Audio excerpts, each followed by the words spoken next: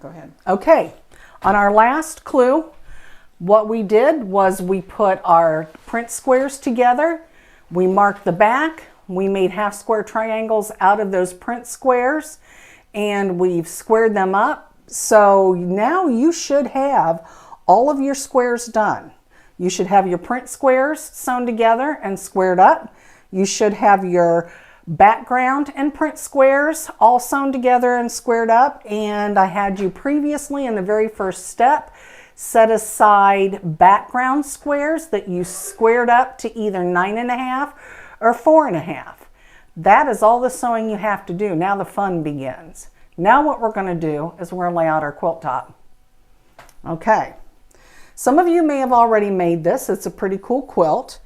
I've made a couple changes to the pattern for personal preferences. So when you start laying this out, what you're going to be making is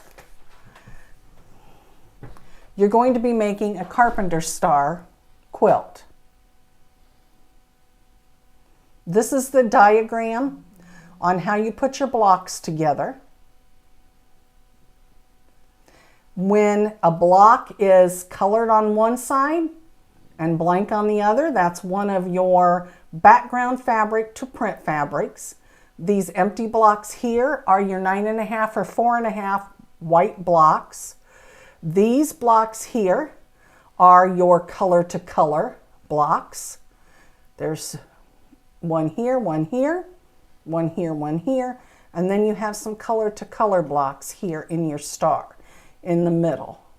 The adjustment to this pattern from what you traditionally see is some here in the corner. The pattern was changed a bit so that it helps the star stand out a little more in the middle and it doesn't kind of get sucked in so much to all the busyness going on the outside.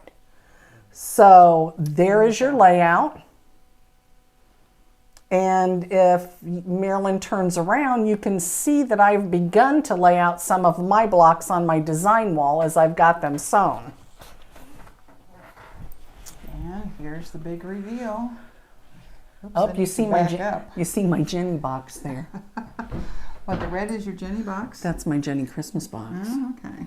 Okay, so I'm a block short on the left-hand side because I've run out of design wall. I need to fix that. I make quilts bigger than I have design wall. Yes, you do. But I have chosen in mine, instead of using all the different colors. So stand up there. Okay, instead of using all the different colors because of the busyness, I've chosen to use one color around the outside, and I have some different colors here in my star, and then more of just a plain color here in order to appease my OCD and all the color craziness that my brain doesn't like.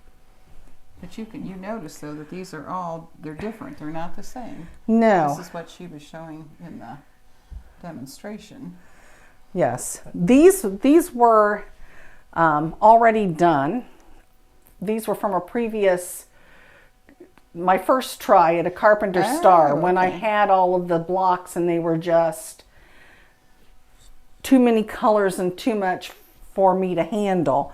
So now I'm probably going to be making lots of carpenter stars with some of the colors that I had left from those blocks, and then picking out other matching more solids around the outside. But this is really a pretty quick quilt. You notice it didn't take you very long to do, to put your blocks together, to square them up, and to press them. And now it's just the layout. On screen now you see a mention of Becky Thompson from Power Tools with Threads video. She's got a great method of nesting your seams at intersections so that they stitch out perfectly.